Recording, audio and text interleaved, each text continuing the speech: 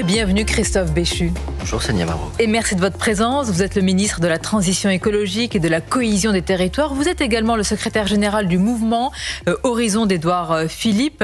Monsieur le ministre, après les propos chocs d'Emmanuel Macron sur l'éventualité de troupes au sol en Ukraine, le président français a été contredit par quasiment tous les pays occidentaux, tous nos alliés.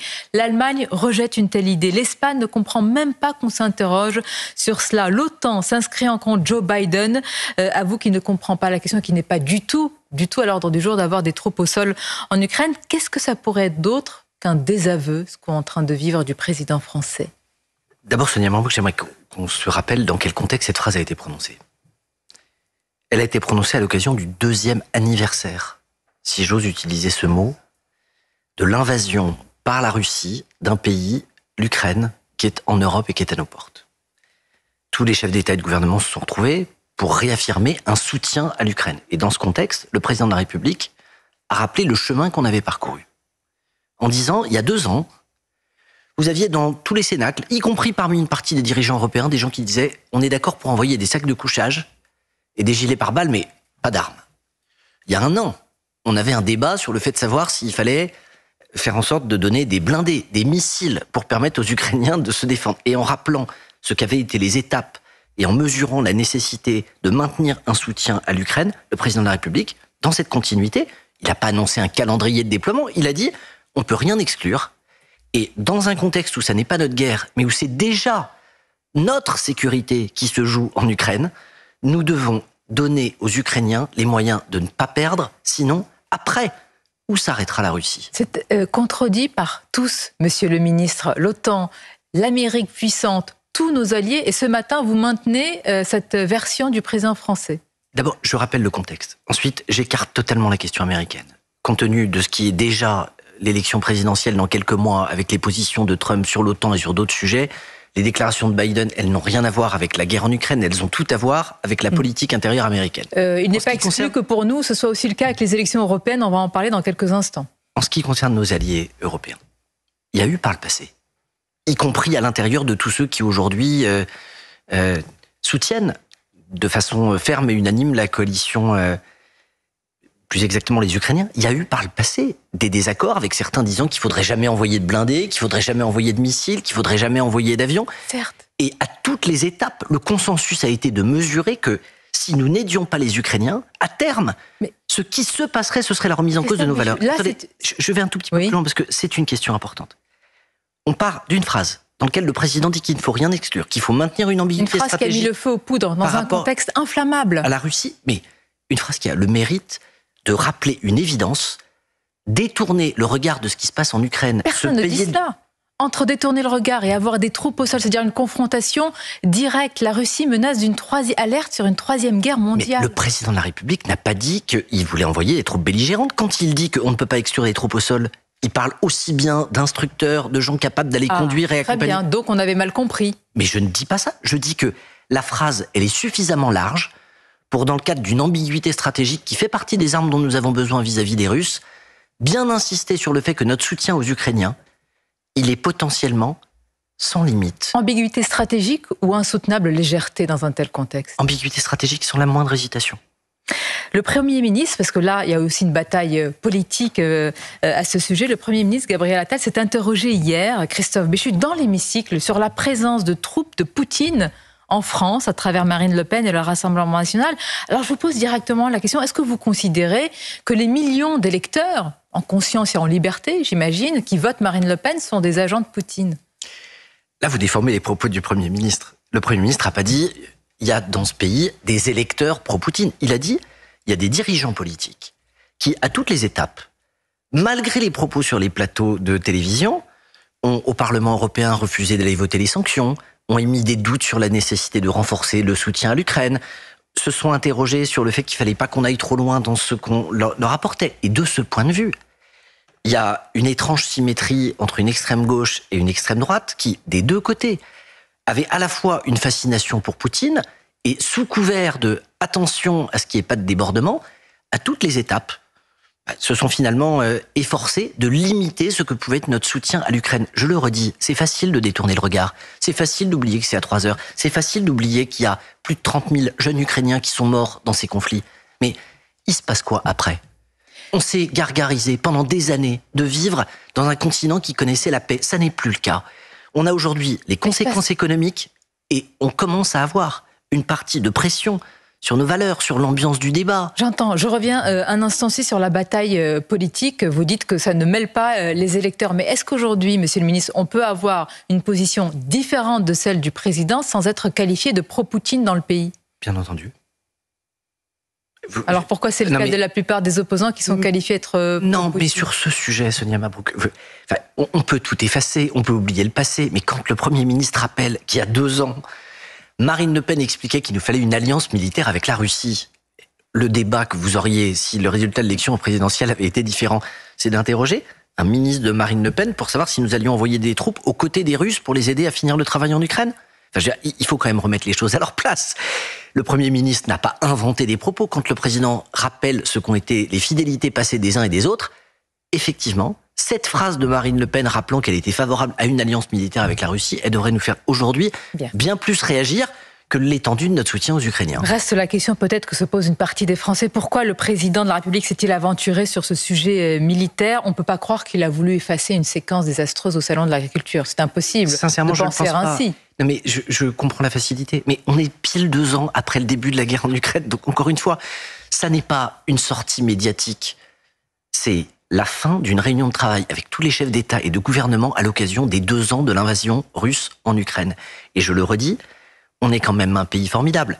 Le président ne dit rien, on considère qu'il devrait partager ce que sont les opinions ou les positions diplomatiques ou européennes sur le sujet. Le président dit quelque chose, on considère qu'il s'aventure. Il faut retrouver un peu de calme, de la sérénité et de la constance. Pour le coup, c'est très exactement ce que le président fait sur le sujet. J'en viens, Christophe Béchu, au Salon de l'Agriculture et à la colère paysanne. Mais tout d'abord, une autre colère dont on parle peu, elle est importante, elle est légitime.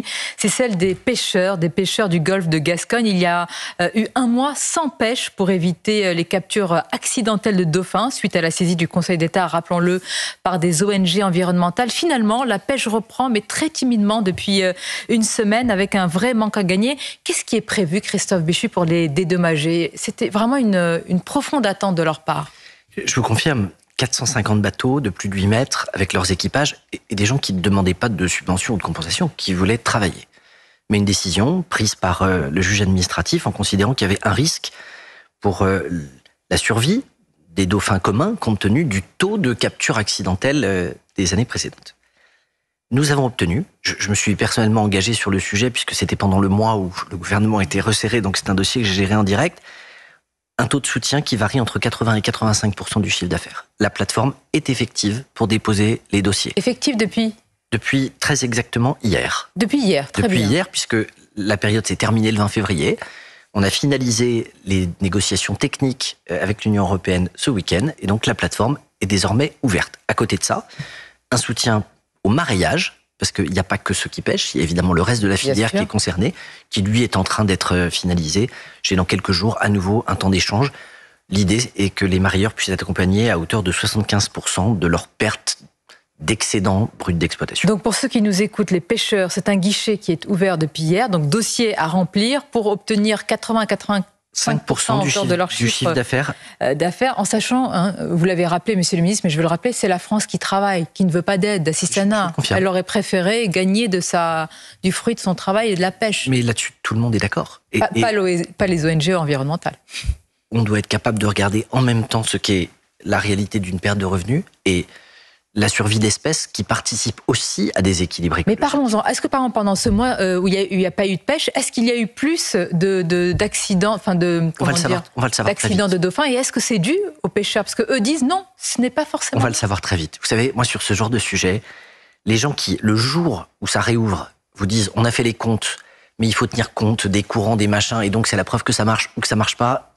Ça me fascine, mais on est en train de prendre le temps de consolider les données, et dans quelques jours... Vous êtes le ministre des pêcheurs ou des ONG environnementales qui ont empêché les pêcheurs de pêcher? Je suis le ministre, si j'ose dire, de la planète. Et vous savez, à la fin... Ambitieux. Non, mais je m'explique. penser que l'objectif des pêcheurs est de vider la mer des poissons ou des espèces, c'est mentir aux gens. Donc, ils sont les premiers à être concernés par ces sujets. Mais il y a des cas dans lesquels les politiques que nous conduisons, elles doivent aider au maintien des équilibres écologiques. Et pas qu'on marche sur la tête, quand même. Sonia Mabrouk, quand, à cause de la mauvaise qualité de nos stations d'épuration, on a la contamination du littoral qui entraîne la fermeture pour les huîtres, on voit le lien qu'il y a entre préserver une planète, préserver un pays dans lequel on fait attention à l'environnement et les conséquences pour le revenu de ceux qui vivent du vivant. Eh bien, c'est exactement la même chose. Il faut qu'on arrive à trouver un équilibre. La nature, elle continue à nous fournir des solutions pour lesquelles on n'a pas inventé au niveau humain des alternatives. Le salon de l'agriculture. Parlons-en. Quand on a des débats sur les insectes pollinisateurs, il faut mesurer que si demain on n'a plus d'insectes pollinisateurs et que des agriculteurs doivent eux-mêmes polliniser, les conséquences, y compris économiques, croyez-moi, elles seront lourdes. Donc c'est l'intérêt de tout le monde qu'on préserve cette nature. Nous sommes d'accord qu'il y a des décisions compliquées. Par exemple, le Premier ministre a-t-il bien fait, selon vous, de céder sur les pesticides qui étaient une revendication forte des syndicats agricoles contre les ONG écolos? Il y a, Monsieur le ministre, le rejet d'éco-phyto, le moratoire sur les interdictions de phytosanitaires. Est-ce que vous êtes toujours dans cette ligne-là? D'abord, merci de me poser cette question. Il y a une ligne rouge absolue, c'est la santé humaine. Rien dans ce qui a été annoncé, ni par le Premier ministre, ni par le Président de la République, ni par le gouvernement, ne remet en cause la santé humaine. Les sujets sur lesquels nous avons cheminé, c'est la question de l'indicateur. On va être très simple. Si on a des règles qui s'appliquent en France, que vous interdisez des produits, mais que les mêmes substances sont autorisées de l'autre côté de la frontière et que vous trouvez dans les rayons de votre supermarché des produits qui ont été faits avec ça... C'est ubuesque. Mais c'est hypocrite. Oui, mais Monsieur le ministre, attendez. C'est scandaleux. Donc très concrètement, quand vous dites on va prendre un indicateur européen et c'est sur la base de cet indicateur européen qu'on va regarder si on est bon ou si on n'est pas bon, je pense que c'est un moyen d'objectiver les choses. Je vais juste rappeler à nos auditeurs et téléspectateurs de quoi vous parlez, parce que le Premier ministre a confirmé l'abandon de l'indicateur français de mesure de l'usage des pesticides. C'est le fameux NODU, c'est le nombre de doses unités, très contesté par les syndicats agricoles, au profit d'un nouvel indicateur européen. Bon, en bref, le fameux plan éco-phyto, il est enterré, bye bye, c'est le grand renoncement. Pas du tout. Des plans éco-phyto, il y en a depuis 2008. Et vous savez, le premier, il ne s'est rien passé. 2008-2012. Le deuxième, 2012-2017, il ne s'est rien passé. Le troisième, on a eu pour la première fois une baisse sur une chose. Pas l'usage global, mais la dangerosité. 96% des phytosanitaires les plus dangereux, ceux qui sont classés CMR1, ont disparu. Et le rappeler, c'est à la fois rappeler que les agriculteurs, ils ne sont pas addicts, accros, et ils n'ont pas envie d'aller utiliser des produits qui sont dangereux pour leur santé. Ils ont besoin d'avoir des solutions pour être capables de nous nourrir et de produire, et que si on veut interdire des produits, et il y en a que nous devons interdire pour préserver la biodiversité, et y compris pour avoir des conséquences sur la santé humaine, il faut en parallèle qu'on les aide à trouver des solutions et qu'on sorte de l'hypocrisie qui consiste à les laisser autoriser à l'extérieur de nos frontières. Est-ce que votre ministère, une position simple. Monsieur le ministre, est à l'os? L'écologie, est-ce que c'est la variable d'ajustement des coupes budgétaires? 2 milliards de moins. Est-ce que l'écologie est un grand cadavre à la renverse, malheureusement? Non, on va se dire les choses de manière très claire.